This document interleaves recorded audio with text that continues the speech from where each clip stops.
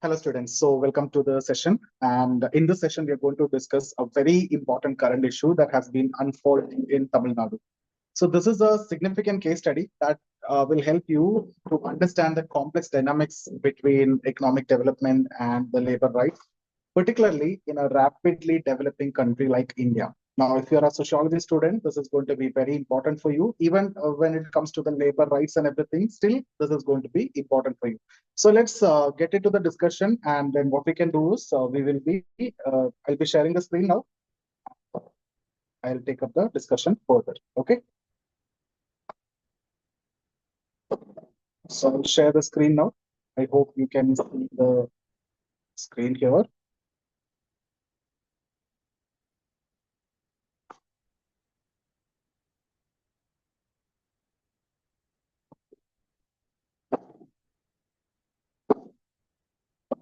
Yes, okay. So now let's get into the core issues here. So this case is what we are going to discuss. Okay. So Tamil Nadu is a major hub of electronics manufacturing in India. It's so significant that the state alone accounts for 34% of total electronics export. So this makes Tamil Nadu an essential part of India's economic landscape, especially in the global electronics market. So that's very significant actually, right? So if you look at this now, however, this industrial success story is facing a major challenge. Recently, hundreds of workers in Sri Perambur, where many large manufacturing plants are located, have begun protesting. So their main demands are twofold. First, they are asking for an increase in wages, okay, and then there are demands, for better working condition. Specifically, they want their monthly salary, which is currently around 2.5 lakhs per annum, to be increased to 6,000 per month. So that will be around 3.25 lakhs per annum is what they are looking for. Okay, now here is where it gets even more interesting from the socio-political perspective. So let's look into that. The workers are also insisting that their trade union, the Center of Indian Trade Union, CITU, be officially recognized. So these are very important, guys, when it comes to sociology optional also. Okay. And this is significant because trade unions have a long history in India. It often associated with political movements and rights-based struggles. So if you're a sociology student, you know that, the social movement chapter, which is again very important. However, if you look at foreign companies that set up factories in India, they often try to avoid dealing with unions to prevent strikes and demands for higher wages. This tension between workers' right and corporate interest is at the heart of the current protest. Now, let's take a step back to see how the situation has evolved over time. In 2021, if you see here, okay, there are significant protests in the Foxconn plant near Chennai, which supplies components for Apple.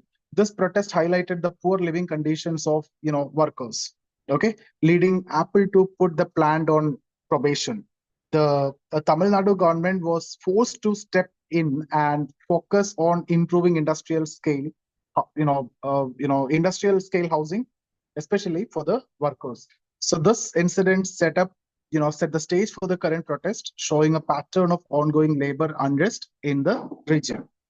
There is also a political dimension to the protest. If you look at this, the political dimensions of the protest, and the CITU is affiliated with the Communist Party of India, CPIM, and they have been pushing for the recognition of trade unions in various industries.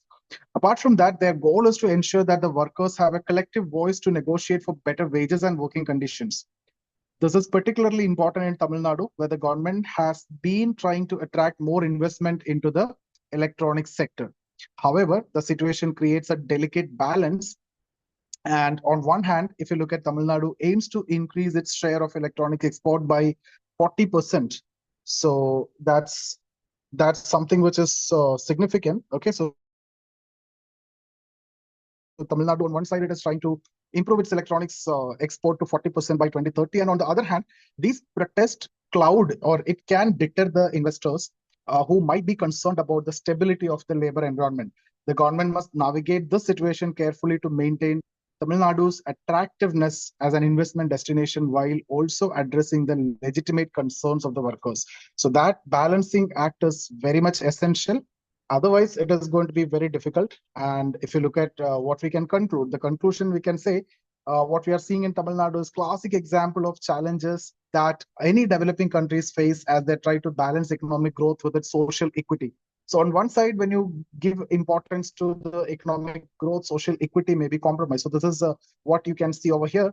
And it's a reminder that while attracting investment, which is again a very crucial part, ensuring fair treatment of workers is also equally important for sustainable development. So ultimately, what we are looking for is a sustainable development where social equity and at the same time economic growth is managed. That's when we can say development, right? Economic growth, if you talk about it, is quantitative, and if you look at the other side, the social equity part, that is again very important when it comes to development. Otherwise, qualitatively we have nothing. Quantitatively, we may be growing in terms of numbers.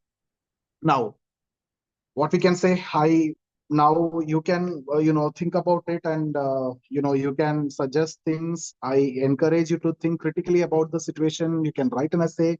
What solution could be proposed to resolve this conflict? How can the government support both the workers and the investors? These are the kinds of questions that we need to explore as we study the intersection of economics and labor rights and development. So again, socio-political issue, sociology, they can ask you this question. So please reflect on this case, and I look forward to hearing your thoughts on the same discussion. You can comment below, and thank you for attending the session. Thank you so much, guys. See you soon in the next session.